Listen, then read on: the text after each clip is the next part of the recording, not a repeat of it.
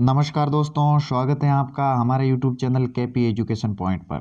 तो दोस्तों, आज हम आपके सामने लेकर उपस्थित हुए हैं राजस्थान इतिहास, कला, संस्कृति तथा साहित्य से संबंधित महत्वपूर्ण क्वेश्चन, जो कि ग्राम सेवक प्री एग्जाम 2021 में पूछे गए हैं तथा इन प्रश्नों की हम विस्तृत व्याख्या इस वीडियो में देखेंगे तथा ये प्रश्न आने वाली परीक्षाओं की दृष्टि से किस तरह उपयोगी हैं, हम उसी के बारे में भी इस वीडियो में चर्चा करेंगे। तो दोस्तों, चलिए सबसे पहले देखते हैं प्रश्न। दोस्तों, अगर आप इस चैनल पर नए हैं तथा वीडियो को पहली बार विजिट कर रहे हैं तो चैनल को सब्सक्राइब जरूर करें। चलिए दोस्तों, चलते हैं प्रश्नों की ओर। किस लोक नृत्य में डफली, गुरालिया, खंजरी और पूंगी वाद्य यंत्रों का प्रयोग किया जाता है? तो दोस्तों, इसमें जो सही आंसर है वो है बी, यानी कि कालबेलिया नृत्य में डफली, गुरालिया, खंजरी और पूंगी वाद्य यंत्रों का प्रयोग किया जाता है। दोस्तों, कालबेलिया नृत्य एक युगल नृत्य है, यानी कि स्त्री पुरुष द्वारा साथ में किया जाने वाला नृत्य है कालबेलिया नृत्य, तथा इसमें है वो खंजरी व पूंगी वाद्य यंत्रों की संगत पर यह नृत्य किया जाता है। तो दोस्तों, इसका 2 नंबर आंसर सही हो जाएगा, कालबेलिया। चलिए दोस्तों, देखते हैं अगला क्वेश्चन। हाँ तो दोस्तों, अगला क्वेश्चन आपकी स्क्रीन पर ये रहा। निम्न में से कौन सा सही सुमेलित है? यानी कि जो 3 आंदोलन दिए गए हैं उनमें से आपको ये बताना है कि कौन सा सही सुमेलित है। तो दोस्तों, इसका जो सही आंसर है वो है डी, यानी कि तीनों सही सुमेलित है। दोस्तों, खेजड़ली आंदोलन, अमृता देवी विश्नोई, चिपको आंदोलन, गोरा देवी तथा अपिक्को आंदोलन कर्नाटक में हुआ था। दोस्तों, ये तीनों आंदोलन पर्यावरण संरक्षण से संबंधित है, यानी कि पेड़ बचाओ और पर्यावरण संरक्षण से संबंधित ये तीनों आंदोलन हुए हैं। दोस्तों, इन तीनों आंदोलनों के बारे में आप ध्यान रखें, क्योंकि विभिन्न परीक्षाओं के बारे में इन तीनों आंदोलनों के बारे में सीधा पूछा जाता है कि खेजड़ली आंदोलन का संबंध है तो दोस्तों अमृता देवी विश्नोई, चिपको आंदोलन का संबंध है तो दोस्तों गोरा देवी, अपिक्को आंदोलन का संबंध है तो दोस्तों कर्नाटक राज्य से अपिक्को आंदोलन का संबंध है। तीनों आंदोलन पर्यावरण संरक्षण से संबंधित हैं। दोस्तों, आज के युग में पर्यावरण संरक्षण की जरूरत है, तो दोस्तों ये करंट का क्वेश्चन भी जरूर बनता है, तो दोस्तों इसके बारे में आप ध्यान रखें। और दोस्तों, अगर बात करें इनकी थोड़ी व्याख्या कर लें तो दोस्तों खेजड़ली आंदोलन की बात करें जो अपने राजस्थान से संबंधित हैं, और अमृता देवी विश्नोई जो कि जोधपुर राज्य से संबंधित हैं, इन्होंने पेड़ बचाने के लिए 363 महिलाओं तथा लोगों का एक साथ बलिदान दे दिया था। खेजड़ली जोधपुर में स्थित हैं। दोस्तों, ये आप ध्यान रखें। चलिए दोस्तों, देखिए अगला क्वेश्चन। हाँ तो दोस्तों, एक क्वेश्चन आपकी स्क्रीन पर ये रहा कि पलाण क्या है? तो दोस्तों, जो पलाण है वो है ऊंट पर रखी जाने वाली काठी को पलाण कहा जाता है, जिसे हम सामान्यतः राजस्थानी भाषा में पिलाण भी कह लेते हैं। तो दोस्तों, ये ध्यान रखना कि पलाण क्या है, ऊंट पर रखी जाने वाली काठी। दोस्तों, ऐसे क्वेश्चन जो राजस्थान की प्रतियोगी परीक्षा में पूछे जाते हैं, इनका संबंध हमारे सीधे जीवन से होता है। ऐसे प्रश्नों का उल्लेख किताबों में सामान्य तौर पर कम ही होता है। इससे हमारे जीवन की निजी जानकारी के बारे में पता चलता है कि हमारा कल्चर कैसा है, कल्चर से हम किस प्रकार से जुड़े हैं। तो दोस्तों, जो अपने दादा दादी हैं वो पलाण के बारे में ज़रूर जानते हैं। आने वाली पीढ़ी लगभग कम जानती है, क्योंकि ऊँटों का प्रयोग अब कम होता जा रहा है। तो दोस्तों, पलाण ऊँट पर रखी जाने वाली काठी है, जिससे ऊँट गाड़ी खींचने में तथा ऊँट के ऊपर बैठने में आसानी होती है। तो दोस्तों, ये आप ध्यान रखिए कि पलाण क्या है। आने वाली परीक्षा में भी इसका पूछा जा सकता है ये प्रश्न, तो दोस्तों ये भी आप ध्यान रखें। हाँ तो दोस्तों, अगला क्वेश्चन देखिए। किस गढ़ के लिए कर्नल जेम्स टोड ने कहा था कि यदि उन्हें राजस्थान में एक जागीरी की पेशकश की जाए तो वे इस गढ़ को चुनेंगे? तो दोस्तों, कर्नल जेम्स टोड का ये कथन भैंसरोडगढ़ दुर्ग के बारे में है। और दोस्तों, जो भैंसरोडगढ़ दुर्ग है वो चित्तौड़गढ़ में स्थित है। कर्नल जेम्स टोड ने भैंसरोडगढ़ दुर्ग के बारे में ये कथन कहा है।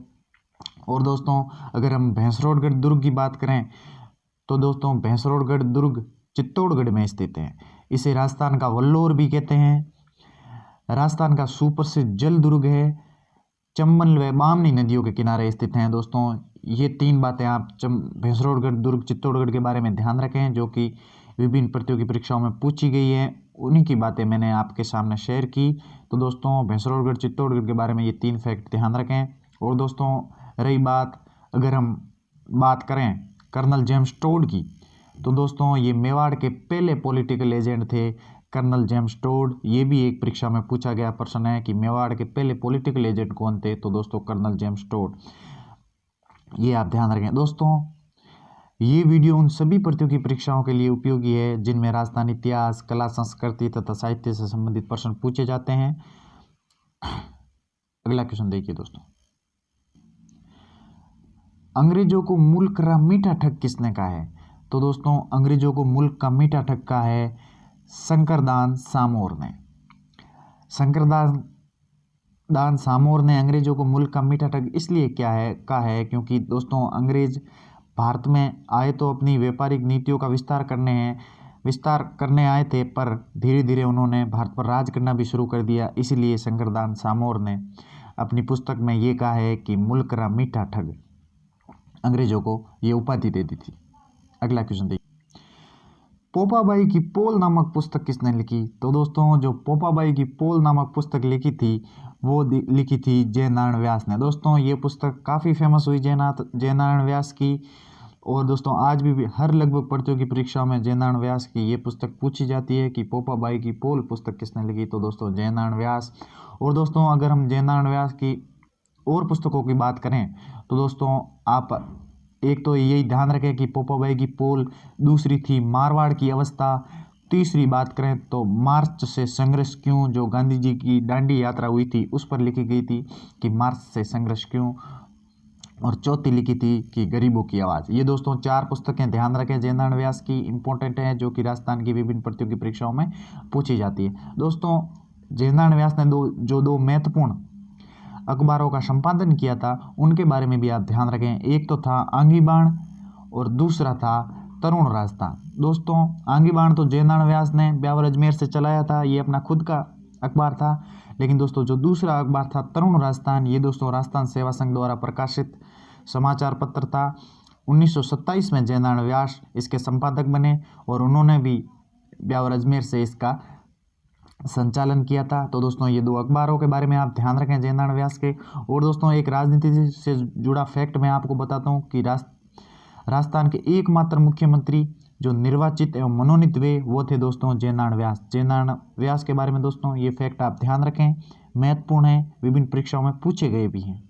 अगला क्वेश्चन देखिए, 1857 के विद्रोह का कोटा में नेतृत्व किसने किया था? तो दोस्तों जो 1857 का विद्रोह हुआ था उनमें दोस्तों कोटा का नेतृत्व किया था जयदयाल और मेहराब खान ने। दोस्तों ध्यान रखें, एक महत्वपूर्ण बात मैं आपके सामने शेयर कर रहा हूँ कोटा के बारे में। दोस्तों जो 1857 की क्रांति में एकमात्र जन विद्रोह हुआ था वो हुआ था दोस्तों राजस्थान के कोटा में दोस्तों जन विद्रोह हुआ था। यहाँ सैनिकों ने विद्रोह नहीं किया था दोस्तों, एक तो बात सीधी सीधी ये ध्यान रखें। और दोस्तों उस समय जो वकील थे जयदयाल तथा एक रिसालदार थे मेहराब खान ने इन जनता का मतलब नेतृत्व किया था। तो दोस्तों ये भी आप ध्यान रखें कि वकील कौन था, तो जयदयाल भटनागर और रिसालदार थे मेहराब खान। दोस्तों कोटा के क्रांतिकारियों ने मेजर बर्टन की हत्या कर दी थी, यानी कि 1857 की क्रांति के दौरान जब कोटा में जन विद्रोह किया तो यहाँ के पीए थे मेजर बर्टन, उनकी हत्या कर दी थी। तो दोस्तों ये भी आप ध्यान रखें, ये भी परीक्षाओं में पूछा गया है। और एक पॉइंट और ध्यान रखें दोस्तों कि जो कोटा के जो महाराव थे राम सिंह यानी कि जो राजा थे उनको नज़रबंद कर दिया तथा 6 माह तक सुव्यवस्थित शासन चलाया था। कोटा में सबसे अधिक समय तक शासन चला था दोस्तों। कोटा में 6 माह तक जनता के हाथ में शासन रहा था।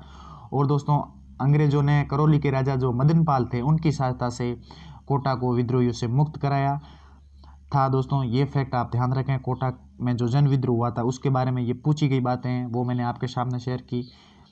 अगला क्वेश्चन देखिए दोस्तों, मूसी रानी की छत्री कहाँ है?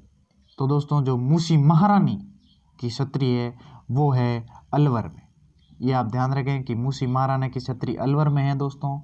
राजस्थान के लगभग 4 एग्जाम होते हैं, उसमें 2 एग्जामों में ये प्रश्न जरूर पूछा जाता है कि मूसी महाराणा की छतरी कहाँ है। तो दोस्तों अलवर में है। इस छतरी का निर्माण विनय सिंह ने मूसी महाराणा की याद में कराया था। और दोस्तों ये 80 खंभों की छतरी है, ये भी आप ध्यान रखें कि 80 खंभों की छतरी तो दोस्तों अलवर में, ये भी आप ध्यान रखें। मूसी महाराणा की छतरी अलवर में 80 खंभों की छतरी है, विनय सिंह ने मूसी महाराणा की याद में कराया था। दोस्तों ये मूसी महाराणा की छतरी के बारे में इतनी जानकारी आपके लिए सफिशिएंट है, पर्याप्त है। देखिए दोस्तों अगला क्वेश्चन। हाँ तो दोस्तों देखिए अगला क्वेश्चन, किस रमत कलाकार ने महात्मा गांधी को स्वतंत्र बावनी पुस्तक भेंट की थी। तो दोस्तों जो महात्मा गांधी को स्वतंत्र बावनी पुस्तक भेंट की थी वो थे तेज कवि जैसलमेरी, यानी कि जो जैसलमेर के तेज कवि थे उन्होंने ही गांधी जी को स्वतंत्र बावनी पुस्तक भेंट की थी। दोस्तों ये आप ध्यान रखें कि स्वतंत्र बावनी पुस्तक किसने भेंट की। तो दोस्तों तेज कवि जैसलमेरी ने, जो जैसलमेर के थे, उन्होंने ही गांधी जी को स्वतंत्र बावनी पुस्तक भेंट की थी। दोस्तों इसके बारे में इतनी जानकारी प्राप्त है कि स्वतंत्र बावनी पुस्तक किसे भेंट की। तो दोस्तों किसने भेंट की, तो तेज कवि जैसलमेरी ने। अगला क्वेश्चन देखिए दोस्तों अगला क्वेश्चन, तेरताली नृत्य में किस लोक देवता का यशोगान किया जाता है। तो दोस्तों जो तेरताली नृत्य हैं उनमें रामदेव जी देवता का यशोगान किया जाता है, यानी कि रामदेव जी का जो मेला भरता है उस मेले में तेरताली नृत्य किया जाता है। दोस्तों तेरताली नृत्य की अगर हम डीपली चर्चा करें तो दोस्तों तेरताली नृत्य कामड़ जाति की विवाहित महिलाओं द्वारा रामदेव जी के मेले में किया जाता है। और दोस्तों जो तेरताली नृत्य है वो जैसलमेर व पाली में फेमस हैं। और दोस्तों जो रामदेव जी का मेला लगता है वो लगता है पोखरण जैसलमेर में। और दोस्तों तेरताली नृत्य की जो प्रसिद्ध कलाकार है वो है मांगी बाई। ये भी आप ध्यान रखें कि मांगी बाई के बारे में ये पूछा गया है कि मांगी बाई किस नृत्य की प्रसिद्ध कलाकार है। तो दोस्तों तेरताली नृत्य की। ये दोस्तों तेरताली नृत्य के बारे में इंपॉर्टेंट बातें थी जो मैंने आपको बताई। ध्यान रखें दोस्तों, राजस्थान की विभिन्न प्रतियोगी परीक्षाओं की दृष्टि से अत्यंत महत्वपूर्ण बातें हैं, वही मैं आपको बता रहा हूँ। हाँ तो दोस्तों देखिए अगला क्वेश्चन, कौन सा आभूषण अंग सुमेलित नहीं है, यानी कि जो आभूषण दिए हुए हैं तथा उनका अंग दिए हुए हैं तो इसमें से आपको ये बताना है कि कौन सा आभूषण सही सुमेलित नहीं है। तो दोस्तों पहला देखिए ये मुंदरी अंगुली सही है दोस्तों। टड्डा बाजू में पहने जाने वाला आभूषण है, सही है दोस्तों। नेवरी भी पैर में पहने जाने वाली आभूषण है। और दोस्तों रमजोल कमर, ये दोस्तों गलत है क्योंकि रमजोल पैर में पहने जाने वाला आभूषण है। दोस्तों ये आप ध्यान रखें। जैसे सामान्यतः पायल भी अपन कह लेते हैं, पायल की तरह ही होती है रमजोल, और ये कमर में नहीं दोस्तों पैर में पहने जाने वाला आभूषण है। तो दोस्तों ये आप ध्यान रखें कि रमजोल पैर में पहने जाने वाला आभूषण है। बाकी तीनों ऑप्शन सही है। मुंदरी अंगुली में पहने जाने वाले आभूषण है, टड्डा बाजू है, बाजू में पहने जाने वाला आभूषण है, और नेवरी पैर में तथा रमजोल भी पैर में पहने जाने वाला आभूषण है। अगला क्वेश्चन देखिए दोस्तों। हाँ तो दोस्तों देखिए निम्नलिखित में से सुमेलित मंदिर स्थान नहीं है, यानी कि जो मंदिर तथा स्थानों का सही सुमेलित नहीं है उसको आपने बताना है। तो दोस्तों इसमें जो सही सुमेलित नहीं है वो है बी, यानी कि त्रिपुरा सुंदरी मंदिर तिलवाड़ा बाड़मेर। ये दोस्तों सही सम्मिलित नहीं है क्योंकि त्रिपुरा सुंदरी का जो मंदिर है दोस्तों वो तलवाड़ा बांसवाड़ा में है, तिलवाड़ा बाड़मेर में नहीं है। दोस्तों ध्यान रखना दोस्तों, तलवाड़ा है जो कि बांसवाड़ा में पड़ता है, वहाँ त्रिपुरा सुंदरी का प्रसिद्ध मंदिर है। और दोस्तों त्रिपुरा सुंदरी को हम तुरतई माता भी के नाम से जाने जाते हैं, यानी कि त्रिपुरा सुंदरी तथा तुरतई माता एक ही माता है जिनका मंदिर है तलवाड़ा बांसवाड़ा में। ये आप ध्यान रखें दोस्तों। और दोस्तों देखिए सुंदा माता मंदिर सही है। सुंदा माता मंदिर दोस्तों भीनमाल जालोर में पड़ता है। और दोस्तों यहाँ राजस्थान का पहला रोपवे है, उड़न खटोला है, वो स्थापित किया गया था सुंदा माता मंदिर जालोर में। ये दोस्तों ध्यान रखें। बाकी है सीरे के मंदिर जालोर में है, एक विभीषण का प्रसिद्ध मंदिर कैथुन कोटा में है। दोस्तों ये आप ध्यान रखें मंदिरों के बारे में तथा उनके स्थान राजस्थान प्रतियोगी परीक्षाओं में बार बार पूछे जाते हैं। अगला क्वेश्चन है दोस्तों, मानगढ़ नरसंहार कब हुआ। तो दोस्तों जो मानगढ़ नरसंहार हुआ था वो हुआ था 17 नवंबर 1913 में मानगढ़ नरसंहार हुआ था। दोस्तों मानगढ़ नरसंहार के जो प्रमुख नेता थे गोविंद गुरु तथा पूंजा धीरज को 17 नवंबर 1913 में गिरफ्तार कर दिया गया था। और दोस्तों बात करें मानगढ़ नरसंहार आखिर है क्या। तो दोस्तों भीलों की जो संप सभा है, इनकी स्थापना गोविंद गुरु ने 1883 में की थी। और दोस्तों हर साल संप सभा के अधिवेशन होते थे। तो दोस्तों 17 नवंबर 1913 को जो मानगढ़ पहाड़ी पर भीलों का एक संप सभा का अधिवेशन हुआ था, उसमें लगभग 3000 भील एकत्रित हो गए थे दोस्तों, अपने हथियारबंदों के साथ। तथा ऐसी अफवाह फैल गई थी कि भील अपना अलग राज्य बसाने वाले हैं। तो दोस्तों जो वहाँ की स्थानीय पुलिस थी, उन्होंने मानगढ़ पहाड़ी को घेर कर वहाँ पर फायरिंग कर दी थी। इससे वहाँ लगभग 1500 भील मारे गए थे दोस्तों इस हत्याकांड में। और दोस्तों आज भी इन भीलों की याद में मानगढ़ पर 17 नवंबर 1913 को जो ये हत्याकांड हुआ था, आज भी इनकी याद में मेला मानगढ़ धाम पर जरूर लगता है दोस्तों। ये राजस्थान का सबसे बड़ा नरसंहार है। तो इसको राजस्थान की प्रतियोगी परीक्षा में पूछा जाता है, जो कि राजस्थान प्रतियोगी दृष्टि जो महत्वपूर्ण बातें थी वो मैंने आपको बता दिया।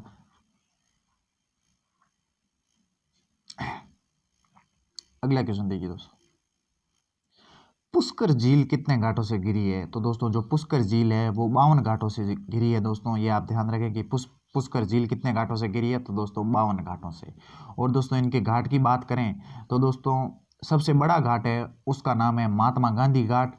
और दोस्तों जब 1911 में इंग्लैंड की महारानी मेरी आई थी, तो दोस्तों उन्होंने यहाँ पर एक जनाना घाट का भी निर्माण कराया था, जहाँ स्त्रियों के स्नान करने के लिए एक अलग से घाट बनाया गया था। तो उसे जनाना घाट भी कहा जाता है। और दोस्तों कार्तिक पूर्णिमा को राज्य का सबसे बड़ा रंग बिरंगा मेला है वो दोस्तों पुष्कर झील में भरता है। और दोस्तों इसे राजस्थान का हरिद्वार भी कहा जाता है। पुष्कर झील को राज्य की सबसे पवित्र झील है वो है पुष्कर झील। 52 घाट बने हुए हैं। पुष्कर अजमेर में स्थित है दोस्तों। ये बातें आप पुष्कर झील के बारे में ध्यान रखें, महत्वपूर्ण है। अगला क्वेश्चन देखिए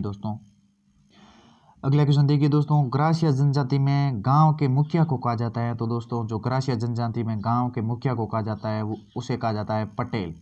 यानी कि इसका बी आंसर 2 नंबर आंसर सही हो जाएगा कि ग्रासिया जनजाति का मुखिया पटेल है दोस्तों। तो दोस्तों ये थे राजस्थान इतिहास कला संस्कृति से जुड़े महत्वपूर्ण क्वेश्चन।